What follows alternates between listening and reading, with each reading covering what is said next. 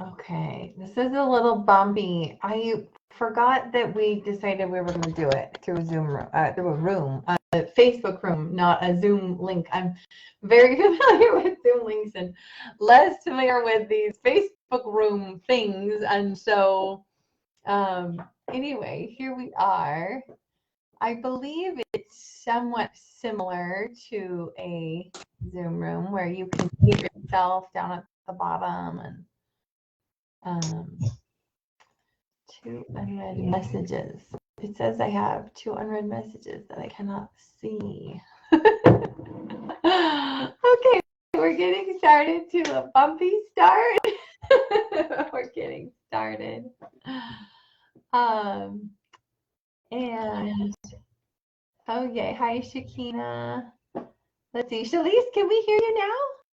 Hi, Lisa. Hi, How are you? I'm good. How are you? I'm fine. I'm excited about this.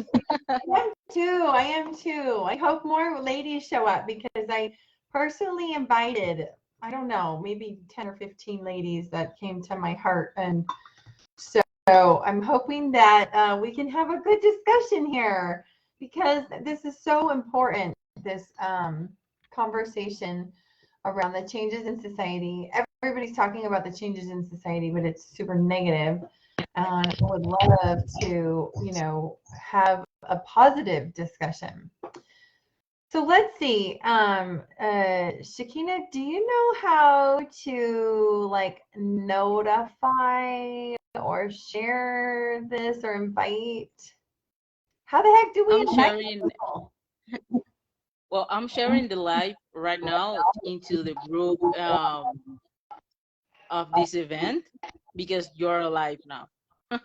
Oh, I see. You're sharing the live. Yeah, but can we message those who said they were coming, the RSVP'd coming, and like be like, I don't know, like, is there a link that we can give them?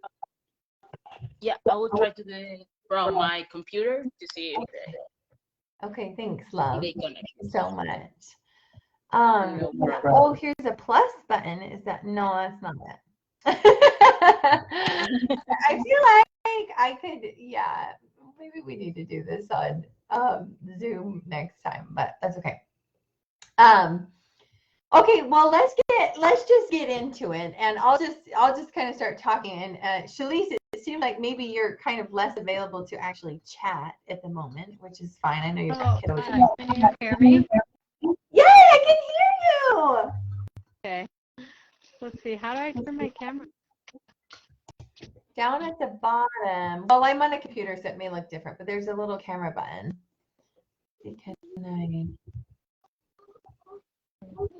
I can view your profile. I can message you from here. I can remove you, but I cannot ask you to turn on your screen, turn on your video. So I don't know how that works, but yeah, maybe Shakina, maybe it's just about going in and private messaging those who said they were coming. Maybe that'd be the way to do it, and just say we're live now and share the event link. Maybe that's the thing to do. Yeah, that's good. So yeah, would you agree, Shalise, that the common conversation right now around the changes in society is pretty negative? I have felt a dramatic shift in the energy, and I don't know that it correlates, but it seems to be really close to the Lionsgate portal around 8/8. It seems like everything's magnified, including the fear, including the heavy energy. Yeah. Definitely a big shift in fear and control, content. Yeah. Civil war. I've heard people throwing around this term civil war, and so, man, there's just so much opportunity to be afraid, I think, right now. So many different reasons to be afraid, and so many like very logical, like, wow, there's a lot of stuff happening right now. And it's my hope, that those who are watching, those who join, like, this doesn't need to be a political conversation. Yay! Hi, Seidel. Hi, Julie. This doesn't need to be a political conversation, but I think we're all here because we agree on one piece that's very important, which is the importance of marriage in the changes that we see. So it's my hope that we can just hold a really respectful space and kind of discuss these things. And this is, I think everybody got like a notification, but this is being broadcasted into the Facebook group. But Women Manifesting Intimacy is a private Facebook group, so nobody can share that then from the group to anywhere else. So it's a pretty closed container. So what do you guys feel like? And I know what, I'm going to ask it very specifically this way. What do you feel like the changes in society that you've seen? It's pretty obvious, right, that the changes are happening faster. There was a study done in the 90s that said it takes 20 years to completely change a society from start to finish, like really change like the core beliefs or structure or the way that things work. And now I would say it's like 6 months or maybe less. I haven't seen recent studies on that, but I'm like, oh, I am seeing changes and they are happening so fast. What do you guys feel like are some of and the question is feel like, so this isn't right or wrong and no one can say, well, that's not happening, or what's your perspective on the changes that you're seeing happening right now, and maybe changes that you think may happen in the future? For example, I see that my generation, I think that I'm Gen Z, millennial. My generation is afraid of commitment. I really think that no one is thinking about marriage or something like that, and I don't know why. For example, I believe in that because I saw my parents growing up that they were so close, and I say, oh my God, I want to have the same thing they have. But I think that that's a major change in our society, that people are, well, my generation is afraid of commitment and have a deep relationship with someone else. And it's interesting what you brought up, Chiquina, because I think probably a lot of people from your generation, like divorce became more socially acceptable, probably like maybe 1 or 2 generations before me. And so as a result, I think that's a great move. I really do, because a lot of women were staying stuck in relationships, probably men too, but I know about women, a lot of stories of women who were stuck in relationships that were not serving and that were not healthy. But at the same time, I think there's a lot of millennials who haven't been raised by a family where there is, 2 parents and there is that strong structure. Hi, Wendy. So I think that could contribute. Like, you had that example, so you're like, then therefore I've seen it, now I know I want it. And maybe a lot of millennials haven't had that example, and that would cause a huge change in society, huh? We're just talking about what are the changes that, from your perspective, that you're seeing happening in society right now. Anybody else want to share that? And this. Oh shoot, you're kind of cutting out, Shalise. Can you hear me now? A little, yeah. Try it again. Okay. Let me see. Is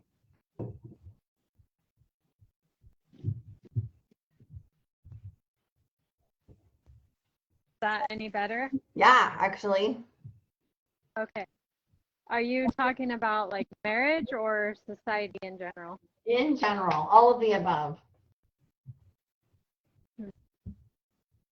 I know that everyone, kind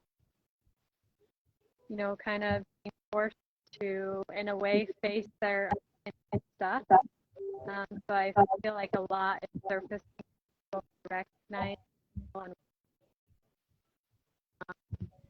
So I feel like bringing up a lot of stuff for kind of rocky. It is cutting out a little bit again, but so what I heard you say is that people are being forced to face their inner stuff, kind of whether they like it or not. Is that right? Yeah. Yeah, I would agree with that.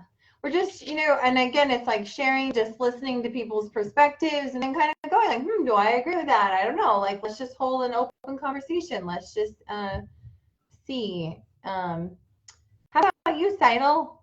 What changes are you seeing in society? I see a lot of like discomfort. People are in a lot of discomfort and they want changes. And sometimes what happens when we see that, it's easier to blame other people for our discomfort and kind of take a victim role to it and make it everybody else's issue to change. And sometimes that comes up with our demons and kind of having to face everything. But that's what I've seen a lot in society is everybody else's fault. And I don't necessarily need to take accountability for how I've done things or how I'm doing things, but I'm going to be the voice for change, and the way to do that is by silencing other people's voices and kind of taking this victim stance to it. And anytime we do that, it creates a huge division between, political sides, in marriages, in families. Divisiveness is happening in families because we're not listening to what people are saying. We are not listening to our own voices and our feelings about where we're at and where we want to go, and trying to kind of find that common ground. And so it's just created like this huge division. Yeah, thanks for sharing that. Yeah, like I mentioned, the phrase civil war has been sort of tossed around recently, especially with this second wave of COVID and some of those things. And one of the things too that I've seen is because of all the shutdown and stuff, I've seen a lot of people waking up to their purpose.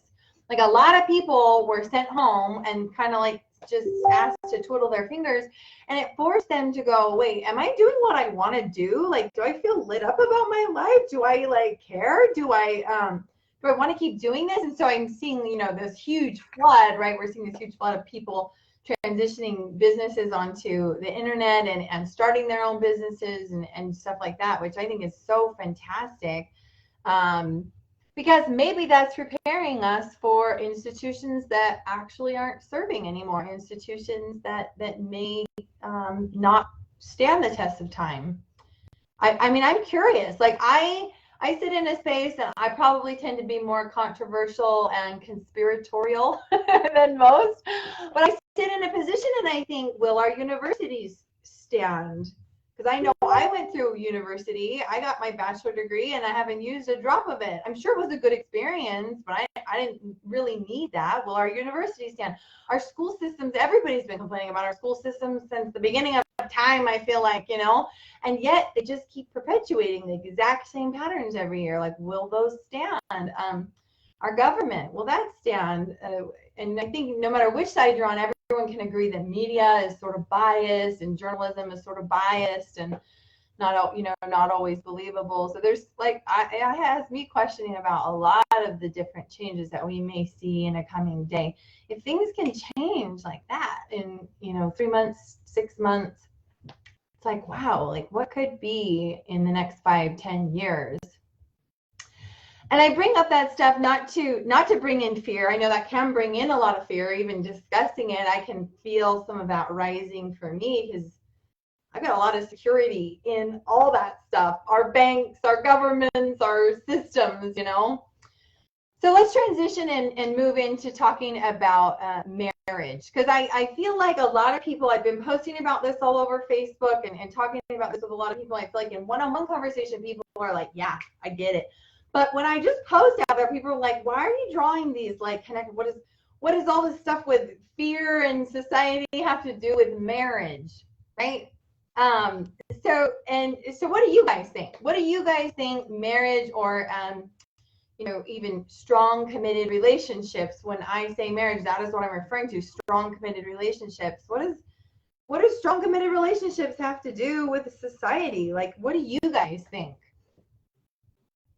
I still feel like societal constructs of what, and if we're looking at fear and we're looking at really challenging the root of these constructs of big institutions, of even our healthcare system, of, I think that's why this conversation is so interesting at the moment, because, you know, you look at an old-fashioned communication around marriage, and then you look at the modern day commitment.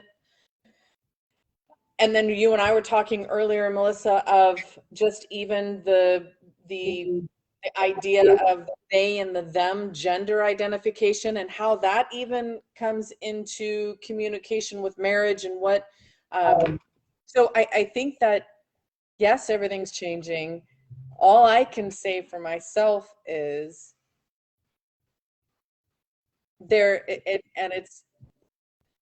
marriage gives a container for me to be able to experience all there is for me to experience, meaning in a safe container, because I feel that I have finally chosen someone that I can have that safety net container. So I get to look at all the things of who I am, what I want to experience, all the things that I was doing on my own, but now I get to do them as they bump up in a container of another person, in a committed space where I attracted somebody to specifically work through those good and bad points of what I want to grow into. And I think without a commitment of either marriage or a strong commitment, it's very easy, because I've done it, to just bow out when shit gets tough. And when you've got to dig into those pieces of who you are and what you really think about something, if you don't have that commitment, in my mind, of that marriage or of that, like, this is what I'm going, where I'm going to stay in, it's very, and I think that's even what we're seeing societal wise, meaning, like, if someone doesn't have the right viewpoint of what you want, instead of, and as the other person was saying who's in the navy blue sweatshirt, and I apologize, I don't know your name, but beautiful blue eyes, but what you were saying is, it's so true, because it's like, if we disagree with somebody and we get uncomfortable, we just like want to close the door and shut them out and pretend that they're not even there, and not go any deeper than that. And I think that that's the interesting thing of what, and the opportunity that marriage allows you to do, especially right now in this world, and that is the opportunity to go deeper and really look at what makes you uncomfortable in a safe space. I love that so much, because I'm thinking about the correlation between censoring and then in marriage. And like, as much as maybe we wish that there were times we could just push the silence button on the man, or like, like, sorry, you can't, or put a label across his forehead that says, look out, he's transitioning careers right now, and so he might be a little on edge, and he may not say something that's exactly true, or whatever. Like, warning button, warning. Like, you can't do that, and in a day and age where it's just so easy, just well, and and to be fair, I've even been guilty of that. There are times when people are just so hateful on my posts, not in this group, but in another group that I'm in, that I'll just click hide comment, because I'm like, you're just being so hateful. I don't know how else to deal with this in the easiest way. So maybe I do need to look at that. But I like what you're saying, and I think one of the pieces that really comes through for me is, so if my mind is going to this conspiratorial place where all the institutions are crumbling, and I say that so tongue-in-cheek, but you guys, I really do believe at my core, like, our earth was not made for this. We were not made to live at this low vibration. I feel that in every part of me. And if that's true, there will be growing pains to get us to living in our truth as a society. And I see people popping up everywhere, like stepping into their truth. So many coaches, so many conscious people stepping into, like, I know who I am, and I'm going to like be a stand for it, and I'm going to help others figure out who they are and help them be a stand for it. And if that's the case, and everything has to crumble, the only institution that I see feasibly standing is marriages. It's the only thing that has the potential within it to stand and really withstand the test of time. It's everything, right? And I think maybe if there are bigger forces at play, that is why our marriages are under such attack. That is why, marriage is not popular. I mean, I can't even tell you how many. Now I know every objection. It's just a piece of paper. I don't want the government involved in my life, so I don't get married. Marriage was created by the patriarchy. These are all these reasons why people are hating against marriage. My parents couldn't make it work, and their marriage made me suffer. So how can I be in a marriage? And I understand all these things, but I also see us again in that low vibration, clinging to our hurts like they're the only gospel truth that exists.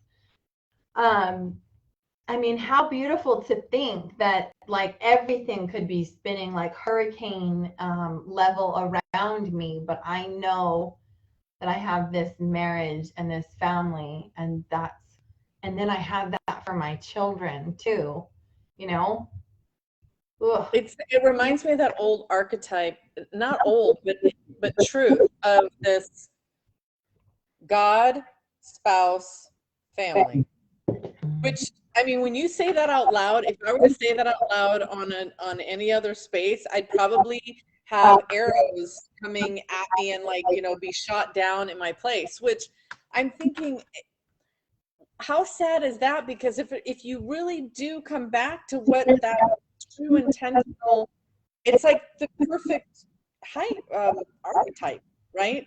What's the word I'm looking for? Hierarchy, is that the word? No, it's structure. It's like it is an archetype. Maybe it's if you're putting God first, and then you put your relationship, and then even your children really technically come after that, because you've got to have the union to work it together. And there's been so many fragments to that, and this is my third marriage, so it's like I can attest to all of those different pieces. But yeah, I love that. What I want to bring into that too, and I always make assumptions that people have already hit this level, but it's an awareness that putting God and myself as a priority is synonymous.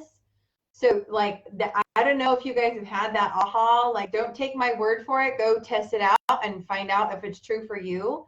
But like here's my quick little philosophy on that is, if I put God first, it's likely some construct that somebody else told me about who God is. But if I put me first and I get to know God through what I feel coming through me, those answers that I feel coming through me, my heart, my feelings, and take the time to understand God in that way, I know now myself and God in a way that is truly intimate, and that's not defined by what something on the outside has told me that God is.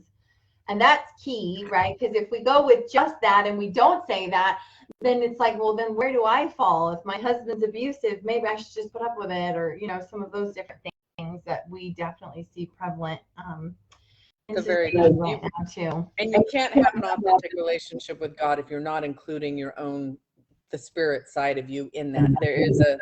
So that's a very good distinction to bring up. Yeah. So what about what do you guys think would be then the most important things that we can do knowing this? Like, I wanted to have this discussion because I'm like, every discussion right now about changes in society is negative and contentional and confrontational and so heavy right now. And I wanted us to all walk away from this feeling empowered, feeling like, you know what, there's some pieces I can do to create a positive future for my life and for my family. What do you guys think we could do within our power around this idea of really building ourselves and building our marriages? Accountability and responsibility, baby. Tell me more, Seidel. Tell me more. I see what I am responsible for. I see what I'm accountable for, and I take accountability for my actions, and I take responsibility for those things that I am responsible for.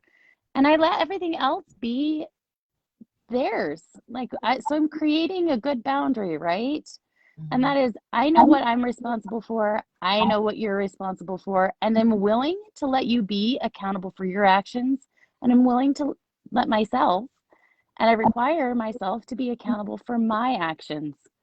I was thinking when you were talking about, gosh, I can't even remember what it was you were saying now, but you were saying, this blame and stuff like that. And, oh, why marriage, it's just a piece of paper. My parents' marriage didn't work. Why should I get married?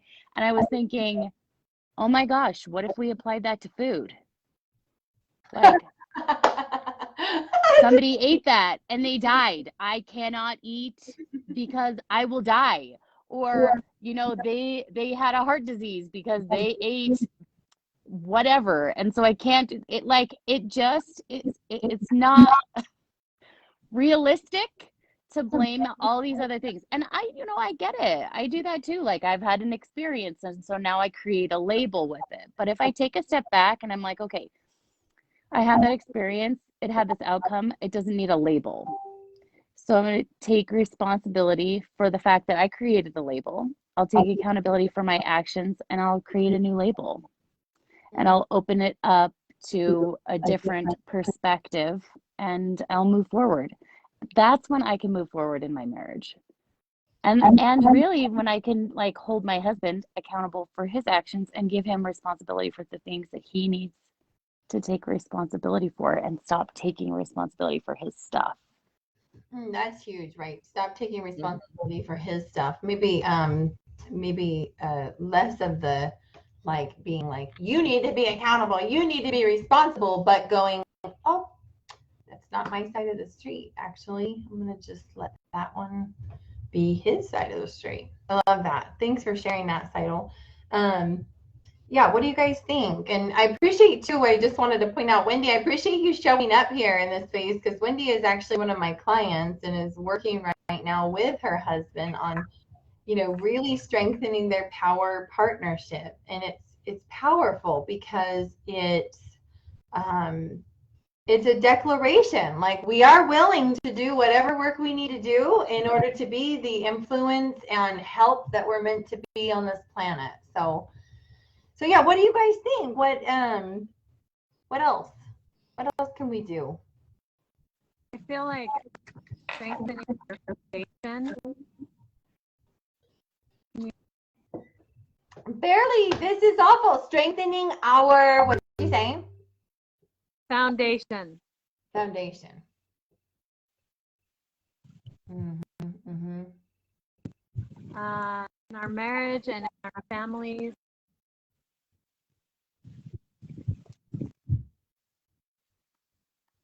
So however that looks for your marriage and your family, because it's going to be different for everyone.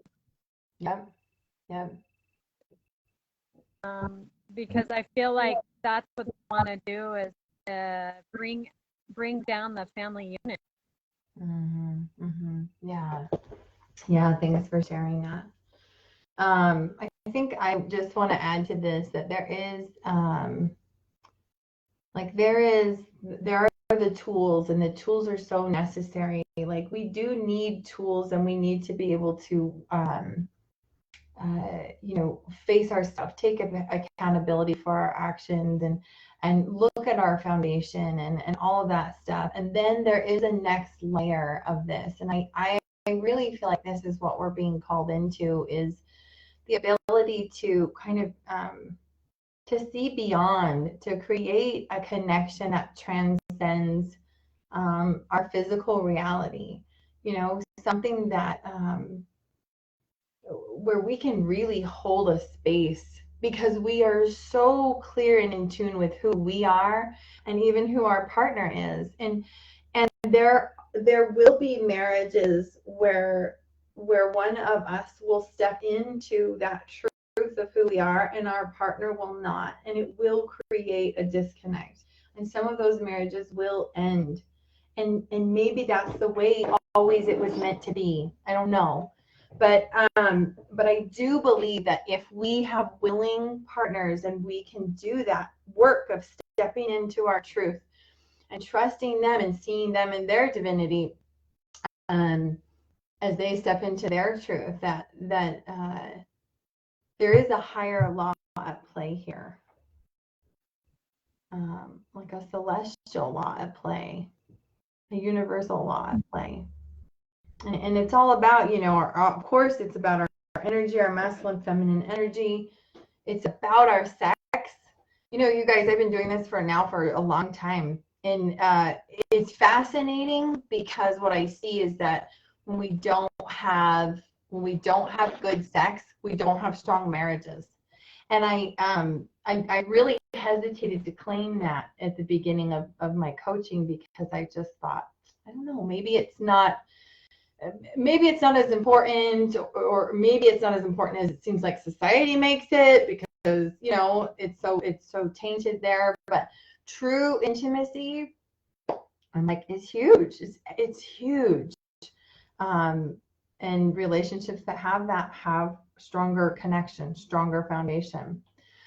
So anyway, I so appreciate you guys for showing up in this space and sharing in this conversation. And I think we'll continue to do conversations like this. Keep an eye out every Wednesday at 12:12. Something here is happening around marriages.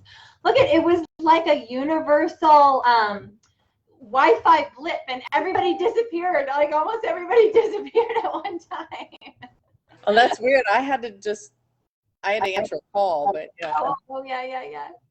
So we're just wrapping up, and I just was sharing kind of some final thoughts on there's this level of healing and creating foundations and taking accountability in our marriages, and then there's this next level of really transcending this vibration, like going into a space of co-creation with our partner.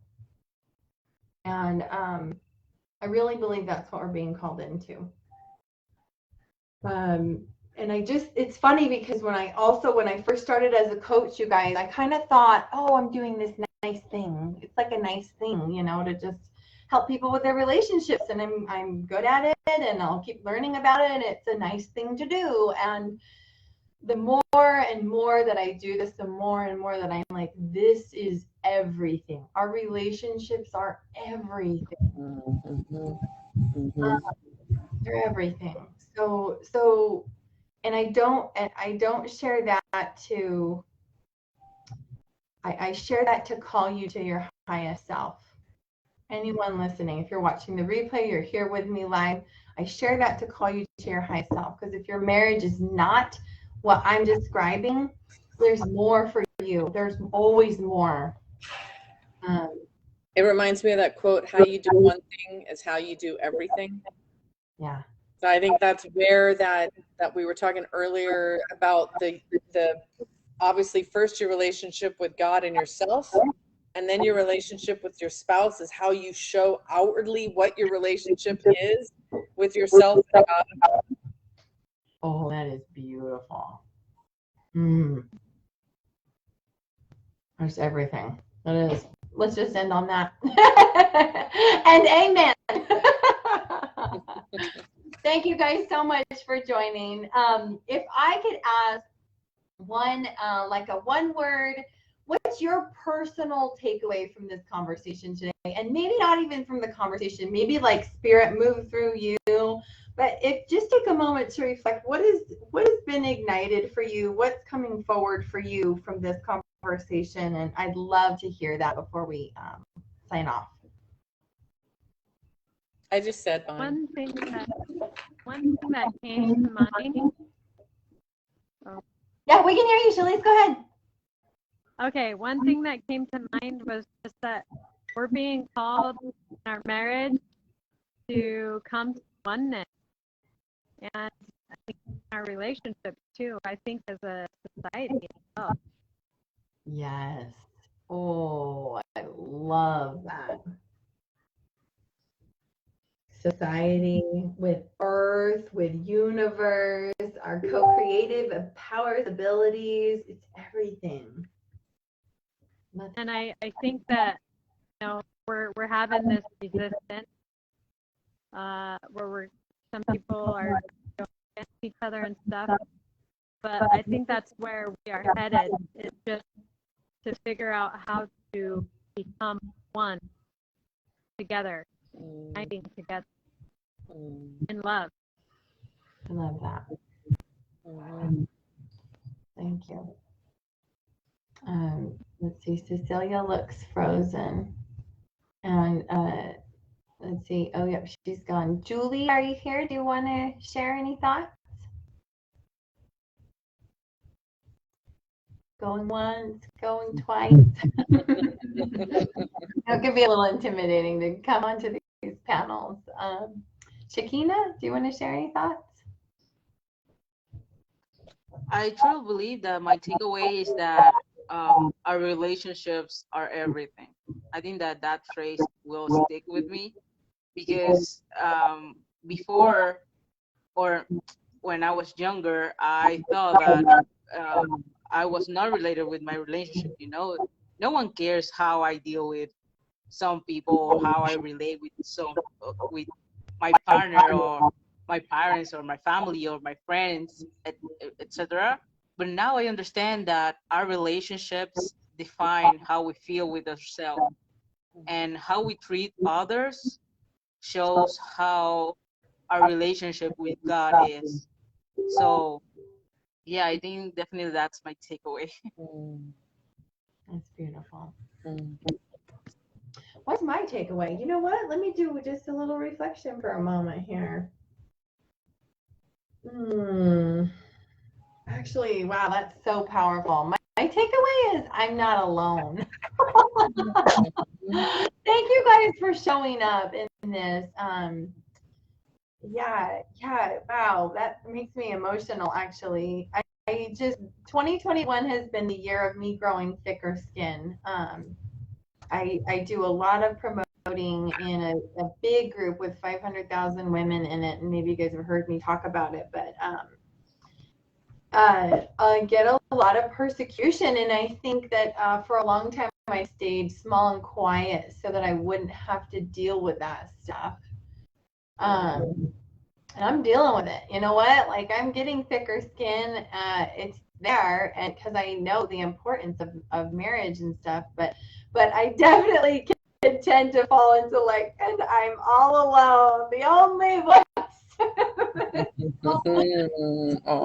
Marriage. So you guys are amazing. Go forth and be amazing. And my loves, those of you watching and those of you here, if you want to move your marriage into the next level, if there's any part of that pricks at your heart, I hold a free 15-minute call, and I would love to hold a space for you and help move you into the next level.